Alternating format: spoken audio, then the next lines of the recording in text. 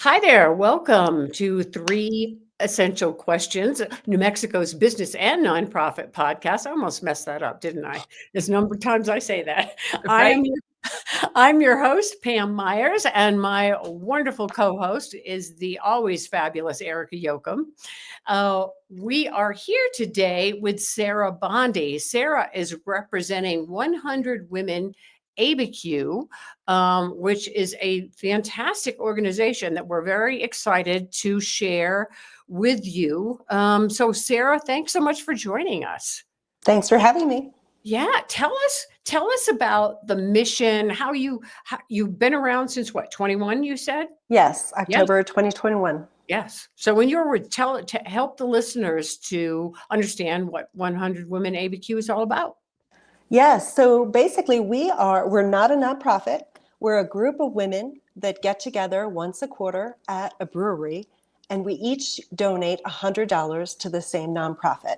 Mm-hmm. And so every quarter we raise, we just had a meeting recently and we raised just under $15,000. Holy crap. I mean, yes. Sorry. Wow. Good job. Fantastic. Right. Wow. So it's been just an amazing to sort of watch it grow, because every quarter we get several more donations and we just see that number grow and grow. And Does that mean you had 1,500 people at this meeting? No, well, the women are each giving $100. So we have basically a little under 150 donors. Mm-hmm. Okay. Yeah. Yep. Wow. Yep. And so how did this idea come about? Where did you all come from? I mean, yeah. So this idea came from, during the pandemic. I had the idea of making philanthropy easier. A lot of friends were trying to figure out where they should donate to. There's so many wonderful nonprofits here in Albuquerque that people don't know about. Right. So the idea was, how can we kind of have people learn about nonprofits and make our giving more powerful, right? And so I started thinking about collective giving, did some research, and realized that this idea, this model of 100 women is happening all over the country. There's hundreds of chapters in cities all over the country, but Albuquerque didn't have one. In fact, Santa Fe has one. They have a very successful chapter. So I connected with them, and, they're all sort of set up differently and modeled differently. Mm-hmm. So my goal was just to make this as simple as possible for women. So we give directly to the nonprofit, and women either write a check to the nonprofit, or we're using an online credit card platform called Grapevine. And this is what Grapevine does. They sort of have giving circles all over the country. And so women can donate. Actually, most of the donors set up a $100 sort of quarterly recurring donation. So they don't even have to think about it. And they can just show up at the meetings and enjoy and have fun. Right. Wow. Well, and do you choose a different location each quarter, or is it always the same one? Well, I am excited to say that for fall and winter, we were outgrowing our location. So we just had to switch to a bar that had a bit more space. So we were just recently at Voodoo Girl Pies and Pints, which is a wonderful brewery downtown, very large. But then as soon as the warm weather comes, we're going to be back at Rio Bravo Brewing at their beautiful patio. We take up the whole patio in the back. And so at our last event, we had probably 80 women that showed up. It was a wonderful night of community. Wow. We always hear from the nonprofit that we are granting money to. So they speak. And then at the end of every event, we invite donors to get up and talk about what they're doing in the community. So we have a lot of women that work in the technology sector, and they get up and they talk about what they're doing. Or if there's another event coming up, somebody wants to announce. And we just hear what's going on with women in the community, and that's just a wonderful part of it. It is, right. So how does the nonprofit get chosen? Do they have to send you a grant, or Yes. No, in fact, So first I'll say when I was launching this in 2021, I brought together a launch committee, and the committee was made up of nonprofits to Mm. hear directly from them on what would work best for them, and also other women in the community. And what I heard was, most of us don't have a lot of staff. It's difficult to apply to all, to fill out, do these lengthy applications. Make it as easy as possible. And so what we do is, really the nonprofits don't even know that they're being considered. We have our members suggest nonprofits. We have a very long list of nonprofits that we've been keeping. And I, every quarter, vet 5 of them, and I send out 5 to the members, and they vote via SurveyMonkey online. I give them 3 weeks to kind of review and decide, and the majority gets the grant. So that's the way it's been going. We recirculate nonprofits because our hope is that everybody's going to get funded eventually. And actually, we just announced that next quarter, for the first time ever, because we are at this new level of funding of just hitting about 15,000, that we're going to start funding 2 nonprofits. Great. Wow. Yeah. And one thing I didn't mention is we have a wonderful corporate partner that actually partners with all of the 100 women chapters across the country. It's the Best Buy's Family Foundation, the Richard R. Schultz Foundation, and they match our gift up to $5,000. Wow. Fantastic. I know, it's wonderful. So moving forward, our first choice nonprofit would receive 10,000 plus the 5,000 match, and then whatever we raise in addition to that would go to the second nonprofit. Wow. Yeah. So my hope is it just grows and grows and grows, and Right. Right. I mean, to be where you are after just having launched a couple of years ago, yeah, that's already a great success record right there. Right. I find that a lot of women want to connect. They really enjoy that aspect of it, getting to know, meeting other women in the community, not necessarily in a business networking vibe, but this is just philanthropy. We're coming out, we're doing something good and getting to know women. So it's not all business women. I have retirees and teachers and all sorts of women that come out for this event. Yeah. Wow. And does it average about 80 to 100 each time? It differs. It just seems to be growing. I to be honest, Voodoo Girls, I said, I'm never sure how many we're going to get. It's probably, I thought maybe we'd get 50 women, but the last one was just, everybody decided to show up. Some women just give online, and they maybe will come to one meeting a year, which is fine. They are so supportive. So yeah, I think this is more and more I'm seeing online in a national trend. This idea of collective giving is really taking off across the country. And I just think it's like the future of philanthropy. I agree. Yes. So go ahead. Erica. No, so I'm on. I just signed up for the new to get reminded of the next event. Thank you very much. But so to become like a member, you have to donate to become one of the members, or yes, basically and that once you donate, you're a member, and that just means that you're going to get to vote on the next nonprofit, and you're able to suggest nonprofits. Great. Do you have to be a member to go to the event? I always encourage new people to come check it out. Come check it out, see what it's about.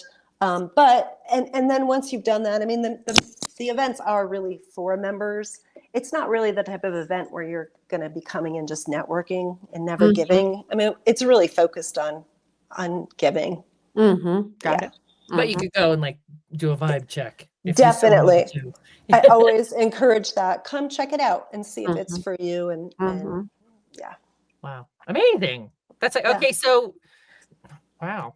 I mean, that's like, again, I didn't even know this existed until today. So this is pretty wild. Yeah. It's very exciting. And to Sarah's point, there are so many nonprofits in Yes. our area. I mean, And many that most people don't know about. So I had somebody tell me in the beginning, like, are you sure there's going to be enough for you to send out 5 every time? And I said, yeah. And I will say that we focus on the smaller nonprofits. These mhm, are ones that wouldn't normally get grants from maybe some of the big grant tours in the town, like United Ways or the Community Foundation. They just might be a little too small. mhm, And those are the ones doing great work trying to build up, but they might only have, 2 or 3 people on their staff. mhm. So that has been wonderful and really rewarding, and we've seen them grow over the last few years too, which has been amazing. Yeah. So our criteria is pretty simple for nonprofits. Obviously, they have to be a 501c3 or have a fiscal agent that is one. They have to be serving sort of a proven track record of serving folks in Bernalillo County, Mhm. and the amount of funding they're getting in, the number of grants, has to be under or right around 500,000. And Mm. we make exceptions with that from time to time, but usually that's our indicator of just trying to kind of stay in the smaller. So we're not looking at ones that are getting $1 million grants. Mhm. Right, right. Well, as your website says that you guys have given out over $177,000 so far in the Yeah, last 4 years. So that's pretty amazing. That's Mhm. I like know. real money.